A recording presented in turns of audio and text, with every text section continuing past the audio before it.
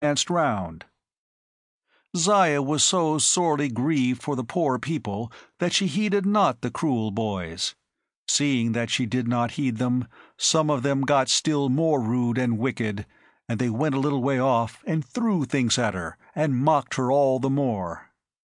Then, sad of heart, the old man arose, and took the little maid by the hand, and brought her away into the wilderness, and lodged her with him in the house built with great stones. That night Zaya slept with the sweet smell of the drying herbs all around her, and the old man held her hand that she might have no fear. In the morning Zaya arose betimes and awoke the old man, who had fallen asleep in his chair. She went to the doorway and looked out, and then a thrill of gladness came upon her heart, for outside the door, as though waiting to see her, sat all her little birds, and many, many more. When the birds saw the little maid, they sang a few loud, joyous notes, and flew about foolishly for very joy, some of them fluttering their wings and looking so funny that she could not help laughing a little. When Noel and Zaya had eaten their frugal breakfast and given some to their little feathered friends, they set out with sorrowful hearts to visit the city, and to try once more to warn the people. The birds flew around them as they went, and to cheer them sang as joyously as they could, although their little hearts were heavy. As they walked, they saw before them the great shadowy giant, and he had now advanced to the very confines of the city. Once again they warned the people, and the great crowds came around them, but only mocked them more than ever, and naughty boys threw stones and sticks at the little birds and killed some of them. Poor Zaya wept bitterly, and Noel's heart was very sad. After a time, when they had moved from the fountain, Zaya looked up and started with joyous surprise, for the great shadowy giant was nowhere to be seen. She cried out in joy, and the people laughed and said, "Cunning child! She sees that we will not believe her, and she pretends that the giant has gone." They surrounded her, jeering, and some of them said, "Let us put her under the fountain and duck her, as a lesson to liars who would frighten us." Then they approached her with menaces. She clung close to Noel, who had looked terribly grave when she had said she did not see the giant any longer, and who was now as if in a dream, thinking.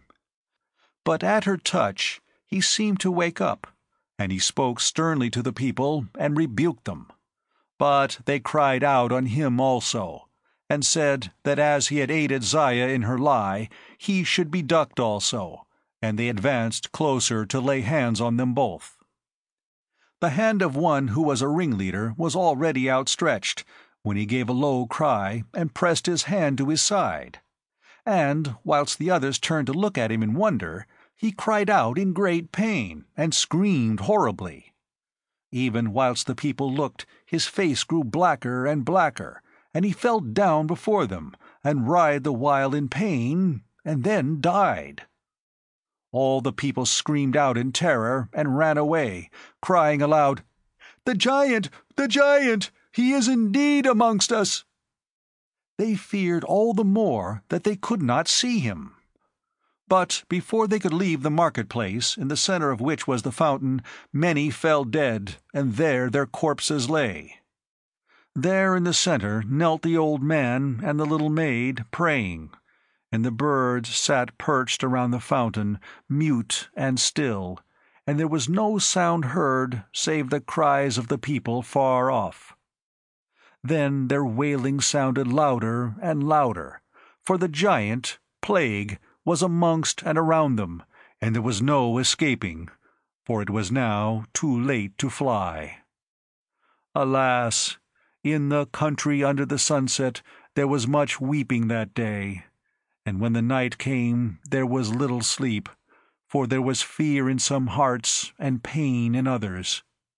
None were still except the dead, who lay stark about the city, so still and lifeless that even the cold light of the moon and the shadows of the drifting clouds moving over them could not make them seem as though they lived. And for many a long day there was pain and grief and death in the country under the sunset. Noel and Zaya did all they could to help the poor people, but it was hard indeed to aid them, for the unseen giant was amongst them, wandering through the city to and fro, so that none could tell where next he would lay his ice-cold hand. Some people fled away out of the city, but it was little use, for go how they would and fly never so fast, they were still within the grasp of the unseen giant. Ever and anon he turned their warm hearts to ice with his breath and his touch, and they fell dead. Some, like those within the city, were spared, and of these some perished of hunger, and the rest crept sadly back to the city, and lived or died amongst their friends. And it was all, oh, so sad, for there was nothing but grief and fear and weeping from morn till night. Now see how Zaya's little bird friends helped her in her need.